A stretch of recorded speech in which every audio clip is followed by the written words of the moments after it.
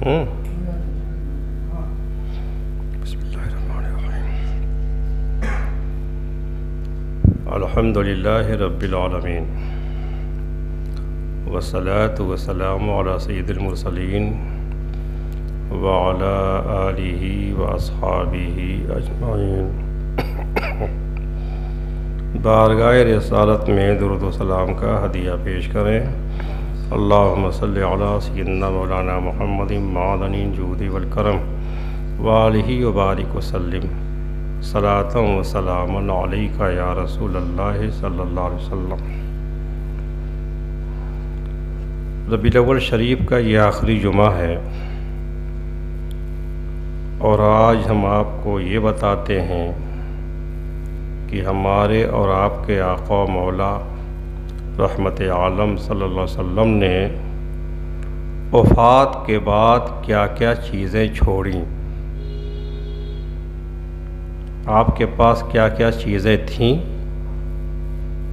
جو چھوڑ کر آپ دنیا سے تشریف لے گئے، تاکہ وفات کا یہ جو موضوع چل رہا ہے یہ مکمل ہو جائے۔ حضور اقدس رحمت عالم صلی اللہ علیہ وسلم کی مقدس زندگی اس قدر زاہدانہ تھی، دنیا سے بے رغبتی، اور ایسی سادہ زندگی تھی کہ کچھ اپنے پاس رکھتے ہی نہیں تھے۔ اس لیے ظاہر ہے کہ آپ نے وفات کے بعد کیا چھوڑا ہوگا۔ بخاری شریف کتاب الوصایا کی حدیث ہے،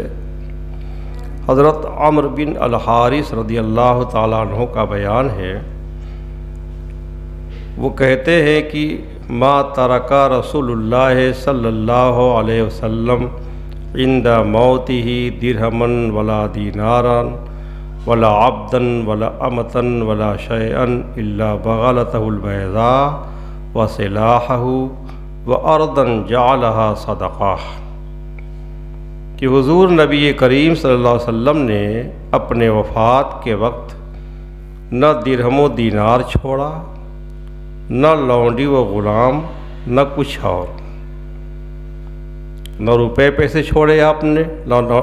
لونڈی و غلام چھوڑے، نہ کچھ اور چھوڑا، صرف اپنا سفید کھچر چھوڑا اور ہتھیار اور کچھ زمین جو عام مسلمانوں پر صدقہ کر گئے۔ بہرحال پھر بھی آپ کے متروکات میں 3 چیزیں تھیں، آپ نے جو چیزیں چھوڑی وفات کے وقت وہ 3 چیزیں تھیں۔ نمبر 1 زمین، یہ زمین 3 جگہ تھی، 3 زمینیں تھیں، بنو نذیر کی زمین، فدق کی زمین اور خیبر کی زمین، یہ تینوں زمینیں۔ اور نمبر 2 سواری کے جانور، اور نمبر 3 ہتھیار۔ یہ تینوں چیزیں قابل ذکر ہیں، اس لیے ہم مختصر طور پر ان 3 چیزوں کا ذکر کرتے ہیں۔ پہلے ہم زمین کے بارے میں بتاتے ہیں۔ بتایا ہم نے کہ زمینیں 3 تھیں، بنو نذیر کی زمین، فدق کی اور خیبر کی۔ ان زمینوں کے باغات وغیرہ کی آمدنیاں آپ اپنے اور اپنی ازواج مطہرات کے سال بھر کے اخراجات اور فقراء و مساکین اور عام مسلمانوں کی حاجات میں صرف فرماتے تھے، یعنی اپنی ضرورتوں میں خرچ کرتے تھے اور اپنی پاک بیویوں کے سال بھر کے خراجات میں، اور غریبوں، فقیروں، مسکینوں پر خرچ کرتے تھے، اور عام مسلمانوں کی حاجتوں میں آپ خرچ فرمایا کرتے تھے۔ حضور اقدس رحمت عالم صلی اللہ علیہ وسلم کی وفات کے بعد جب سیدنا حضرت امیر المومنین ابوبکر صدیق رضی اللہ تعالیٰ عنہ خلیفہ ہوئے، تو ہمارے حضور کے چچا حضرت عباس رضی اللہ تعالیٰ عنہ اور ہمارے حضور کی بیٹی حضرت فاطمہ زہرا رضی اللہ تعالیٰ عنہ اور ہمارے حضور کی بعض ازواج مطہرات، بعض مقدس پاک بیویاں۔ یہ لوگ چاہتے تھے کہ ان جائیدادوں کو میراث کے طور پر وارثوں کے درمیان تقسیم ہو جانا چاہیے، کہ جس طرح سے اور کسی کا انتقال ہوتا ہے تو اس کی زمین، جائیداد وغیرہ وارثوں میں تقسیم ہوتی ہے، ایسی حضور کی جو یہ زمینیں ہیں یہ بھی حضور کے وارثوں میں تقسیم ہو جانی چاہیے۔ اب اس اعتبار سے سیدہ فاطمہ زہرا کو بھی حصہ ملتا، ازواج مطہرات کو بھی حصہ ملتا، حضرت عباس چچا سرکار کے ہیں۔ اب یہ لوگ حضرت امیر المومنین ابوبکر صدیق رضی اللہ تعالیٰ عنہ کے سامنے گئے، درخواست پیش کر دی، مگر آپ نے اور حضرت عمر فاروق اعظم نے اور دیگر اکابر صحابہ کرام نے ان لوگوں کو یہ حدیث سنا دی۔ یہ بخاری میں حدیث ہے اور ابو داؤد میں حدیث ہے کہ اللہ کے حبیب سید عالم صلی اللہ علیہ وسلم نے فرمایا، لا نورث ما ترکنا صدقۃ، ما ترکنا صدقۃ، یعنی ہم انبیاء کرام، ہمارا کوئی وارث نہیں ہوتا۔ صحیح تو یہ ہے نبی زندہ ہوتا ہے، اس لیے وراثت کہاں ہوتی ہے؟ تو فرمایا حضور نے کہ ہم انبیاء کا کوئی وارث نہیں ہوتا، ہماری کوئی چیز میراث نہیں ہوتی، ہم نے جو کچھ چھوڑا وہ سب مسلمانوں پر صدقہ ہے۔ یہ حدیث سنا دی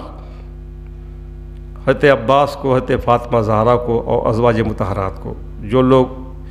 یہ درخواست پیش کر رہے تھے کہ جائیداد تقسیم کر دی جائے۔ اب اس حدیث کی روشنی میں صاف صاف کہہ دیا کہ رسول اللہ صلی اللہ علیہ وسلم کی وصیت کے مطابق یہ جائیدادیں وقف ہو چکی ہیں، اس لیے کسی کو ملیں گی نہیں۔ لہذا حضور اقدس رحمت عالم صلی اللہ علیہ وسلم اپنی مقدس زندگی میں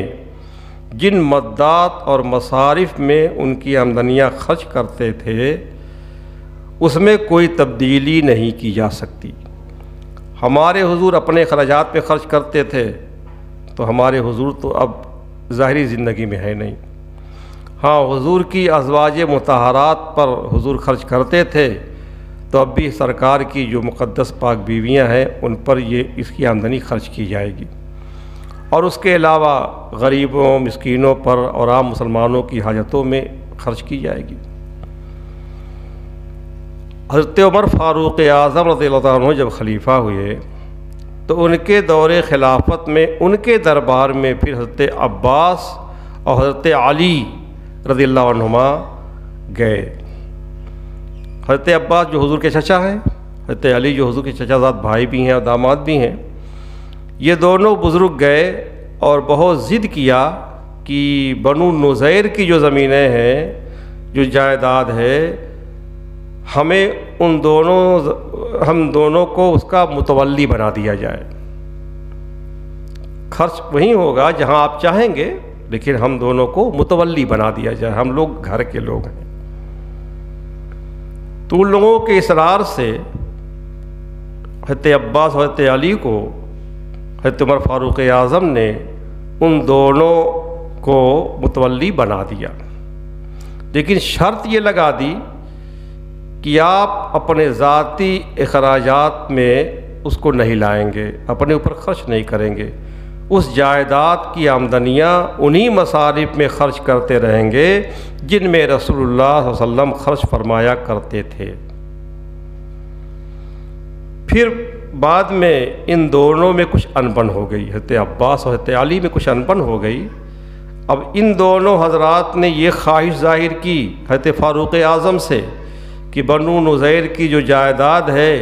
وہ تقسیم کر کے آدھی حضرت عباس کی تولیت میں دے دی جائے اور آدھی کے متولی حضرت علی رہیں گے، دونوں کے متولی الگ الگ، آدھی ان کے، آدھی کے یہ رہیں گے، آدھی کے رہیں گے۔ مگر حضرت عمر فاروق اعظم نے اس درخواست کو منظور نہیں فرمایا۔ یہ تو بنو نذیر کی زمین کا معاملہ ہے۔ دو زمین اور تھی، خیبر کی اور فدق کی۔ وہ زمینیں حضرت عمر بن عبدالعزیز رضی اللہ تعالیٰ عنہ کے زمانے تک خلفاء ہی کے ہاتھوں میں رہیں، صدیق اکبر کے ہاتھ میں، پھر فاروق اعظم کے ہاتھ میں، پھر عثمان غنی، پھر مولا علی، اس طرح سے جو خلفاء ہوتے رہے انہی کے ہاتھ میں رہی، اور انہی مصارف میں خرچ بھی ہوتی رہیں اس کی آمدنیاں جہاں ہمارے حضور خرچ کیا کرتے تھے۔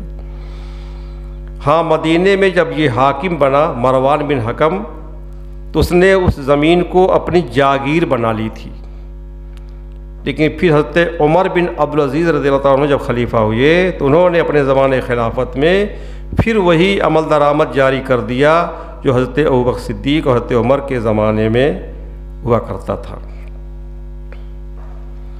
یہ زمینوں کا مختصر تذکرہ ہوا۔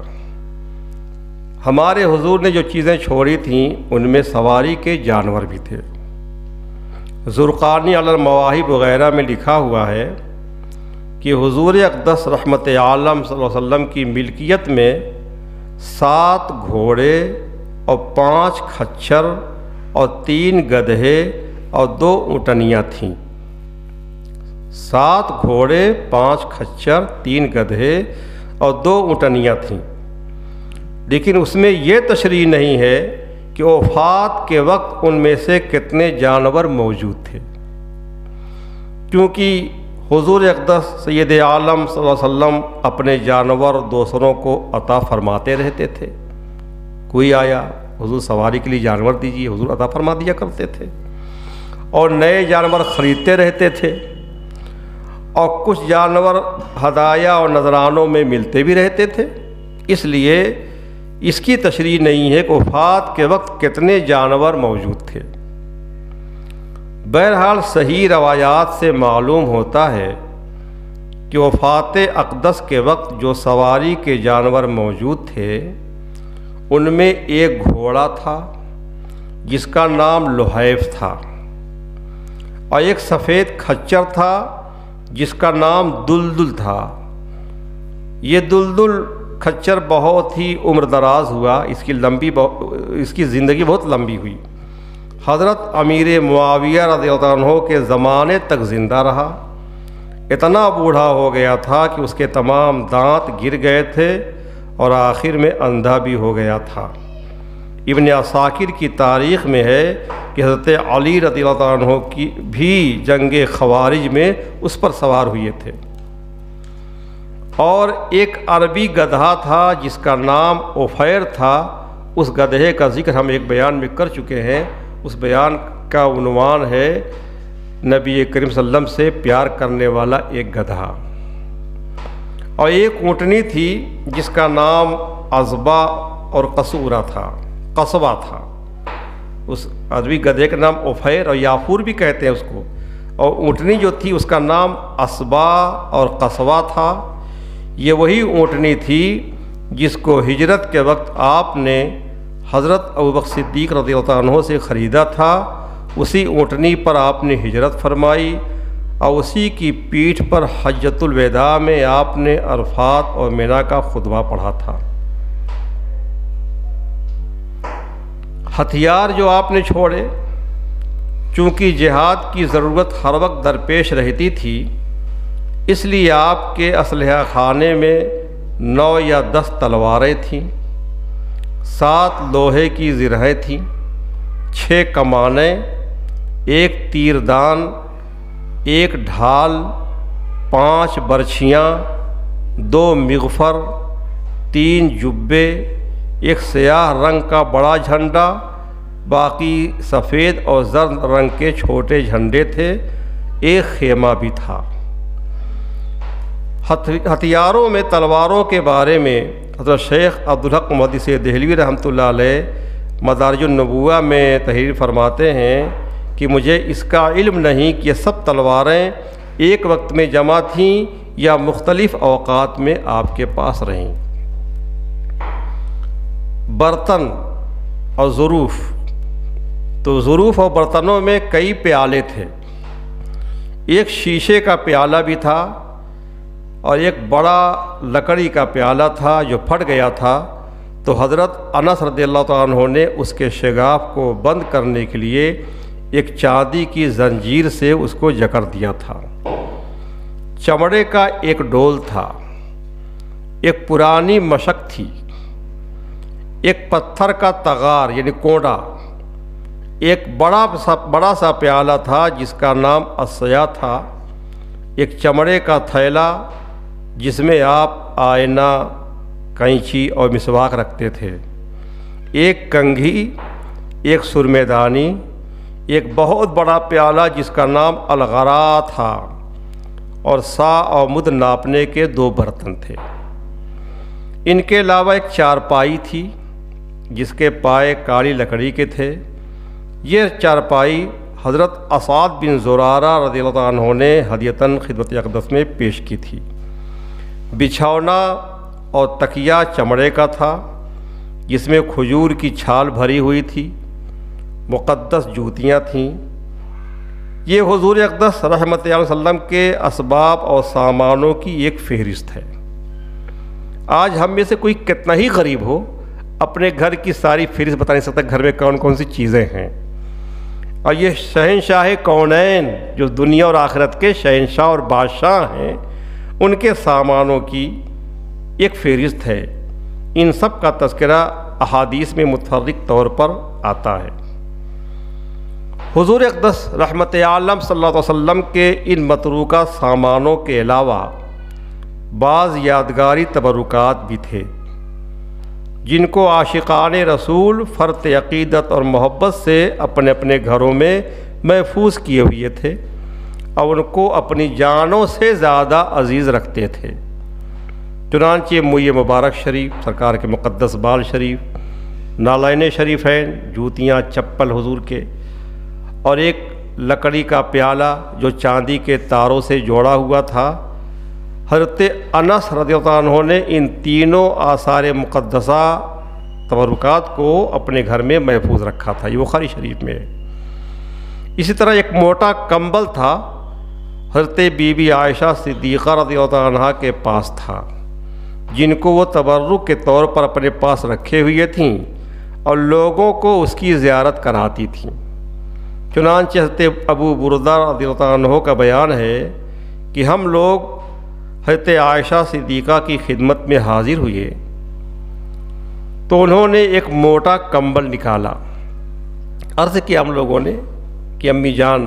سرکار کا کوئی تبرک دکھائیے، تو انہوں نے ایک موٹا کمبل نکالا اور فرمایا کہ یہی وہ کمبل ہے جس میں حضور اقدس سید عالم صلی اللہ علیہ وسلم نے وفات پائی۔ حضور صلی اللہ علیہ وسلم کی ایک تلوار جس کا نام ذوالفقار تھا،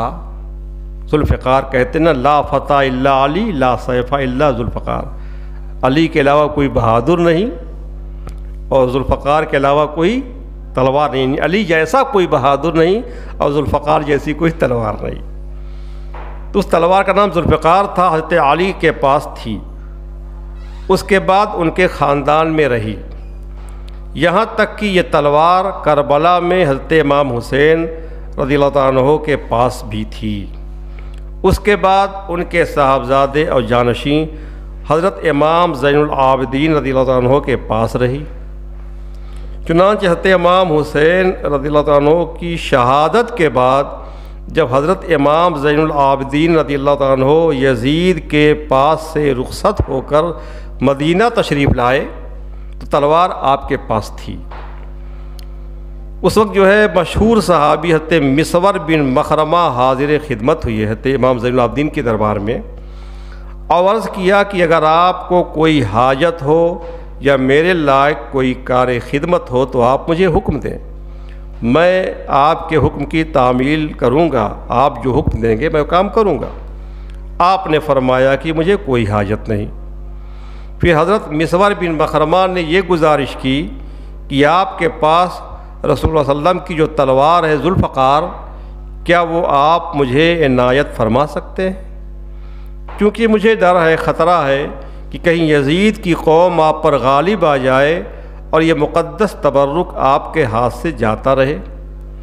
اور اگر آپ نے اس مقدس تلوار کو مجھے عطا فرما دیا تو خدا کی قسم جب تک میری ایک سانس باقی رہے گی ان لوگوں کو اس تلوار تک پہنچنے نہیں دوں گا۔ مگر حضرت امام زین العابدین رضی اللہ تعالیٰ عنہ نے اس مقدس تلوار کو اپنے سے جدا کرنا گوارا نہیں فرمایا۔ آپ کی انگوٹھی تھی اور عصائے مبارک لاٹھی، تو ظاہر سی بات ہے انگوٹھی لاٹھی دونوں کام خلفاء کو پڑے گا، تو ان دونوں چیزوں پر جانشین ہونے کی بنا پر خلفائے کرام حضرت ابوبکر صدیق رضی اللہ عنہ، حضرت عمر فاروق اعظم، حضرت عثمان غنی اپنے اپنے دور خلافت میں یہ سب قابض رہے، ان کے پاس یہ سب چیزیں رہیں، مگر انگوٹھی حضرت عثمان رضی اللہ عنہ کے ہاتھ سے کنویں میں گر کر ضائع ہو گئی۔ اس کنویں کا نام بیر آریس، جس کو بیر الخاتم بھی کہتے ہیں، خاتم کے معنی انگوٹھی ہوتا ہے، بیر معنی کنواں، تو بیر الخاتم یعنی انگوٹھی والا کنواں۔ اور عصائے مبارک جو لاٹھی سرکار کی تھی، وہ عصا آپ کا اس طرح ضائع ہوا کہ حضرت امیر المومنین عثمان غنی رضی اللہ تعالیٰ عنہ اسی مقدس عصائے نبوی کو اپنے مبارک ہاتھ میں لے کر مسجد نبوی کے منبر پر خطبہ پڑھ رہے تھے۔ سارے خلفاء اسی کرتے رہے، پھر جب یہ خلیفہ ہوئی ہے تو وہی مقدس لاٹھی سرکار کی لے کر کے خطبہ پڑھتے رہے۔ خطبہ پڑھ رہے تھے کہ بالکل اچانک ایک بدنصیب جہجہ غفاری اٹھا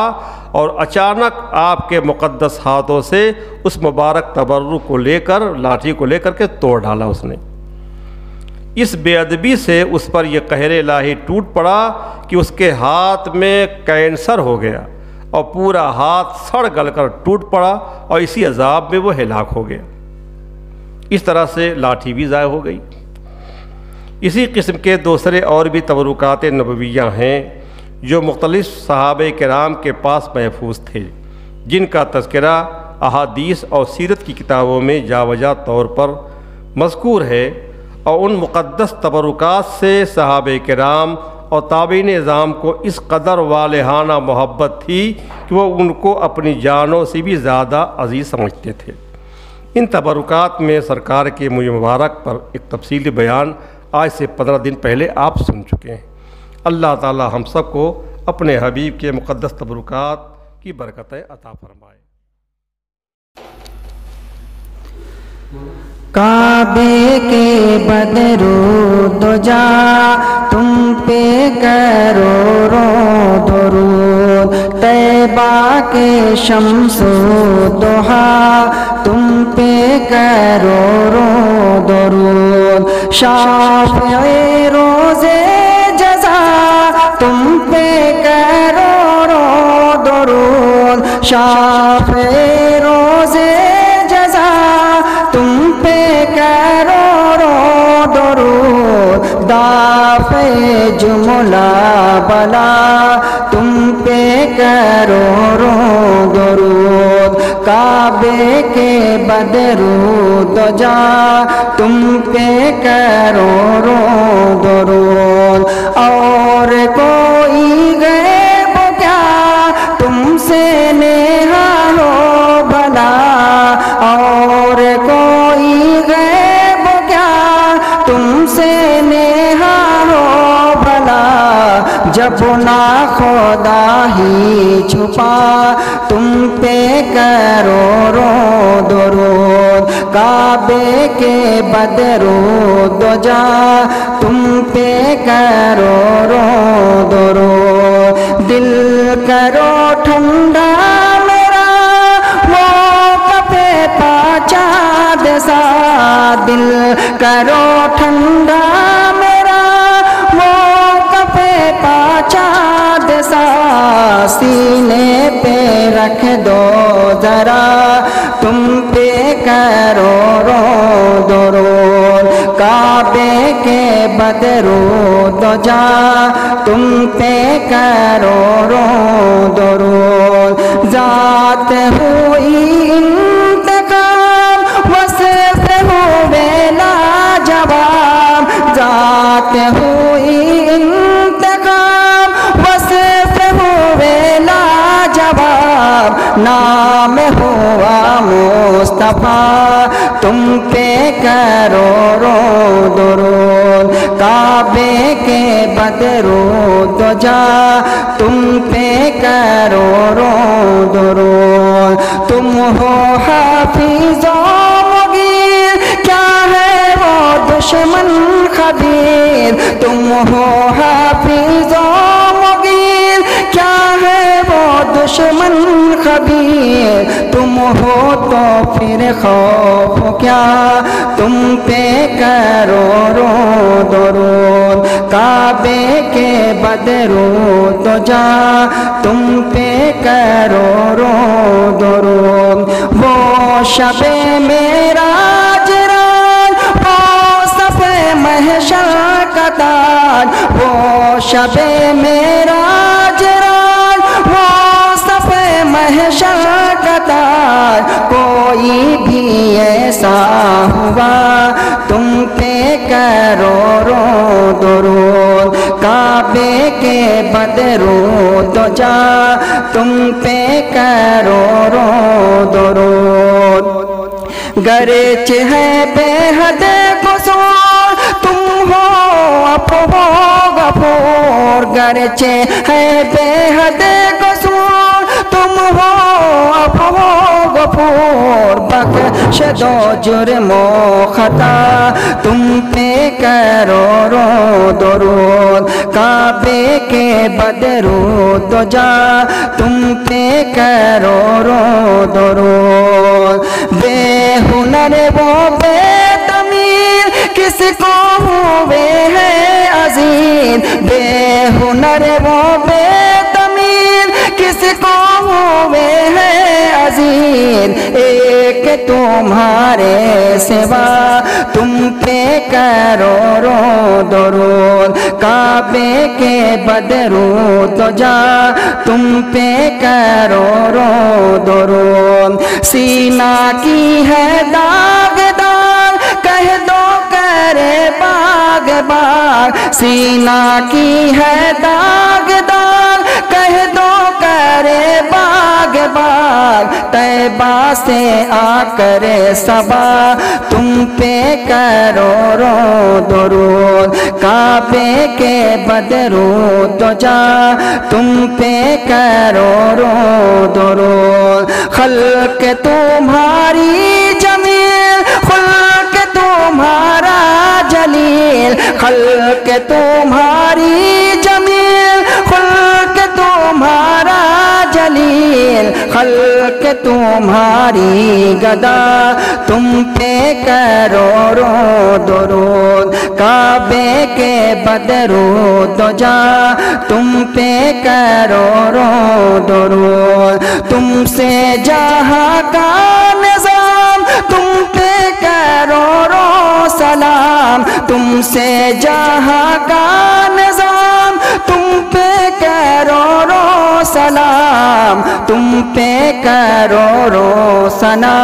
تم پہ کروڑوں درود، کعبے کے بدرود تو جا تم پہ کروڑوں درود، خلق کے حاکم ہو تم، رزق کے قاسم ہو تم، خلق کے حاکم ہو تم، رزق کے قاسم ہو تم سے ملا جو ملا تم پہ کروڑوں درود، کعبے کے بدرود تو جا تم پہ کروڑوں درود، شافی و نافی ہو تم، کافی و وافی ہو تم، شافی و نافی ہو تم، کافی و وافی ہو تم، درد کو کر دو دوا تم پہ کروڑوں درود، کعبے کے بدرود تو جا تم پہ کروڑوں درود، برسے کرم کی بھرن پھول نام کے چمن، برسے کرم کی بھرن پھول نام کے چمن، ایسی چلا دو ہوا تم پہ کروڑوں درود، کعبے کے بدرود تو جا تم پہ کروڑوں درود، کیوں کہوں بے کسے ہوں میں، کیوں کہوں بے بسے ہوں میں، کیوں کہوں بے کسے ہوں میں، کیوں کہوں بے بس ہوں میں، تم ہو میں تم پر فدا، تم پہ کروڑوں درود، کعبے کے بدروں تو جا تم پہ کروڑوں درود، کر کے تمہارے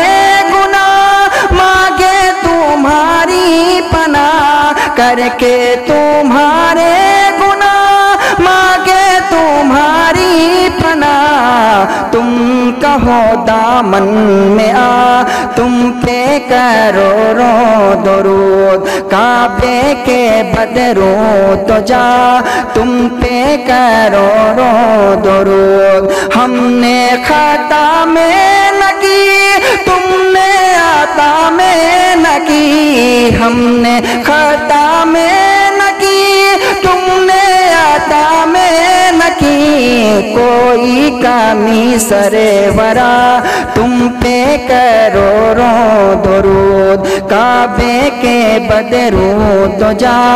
تم پہ کروڑوں درود، آنکھ عطا کیجئے اس میں ضیا دیجئے، آنکھ عطا کیجئے اس میں ضیا دیجئے، جلوہ قریب آ گیا تم پہ کروڑوں درود، کے بدروں تو جا تم پہ کروڑوں درود، کام وہ لے لیجئے تم کو جو راضی کرے، کام وہ لے لیجئے تم کو جو راضی کرے، ٹھیک ہو نام رضا تم پہ کروڑوں درود، کعبے کے بدروں تو جا تم پہ کروڑوں درود، طیبہ کے شمس و ضحیٰ تم پہ کروڑوں درود۔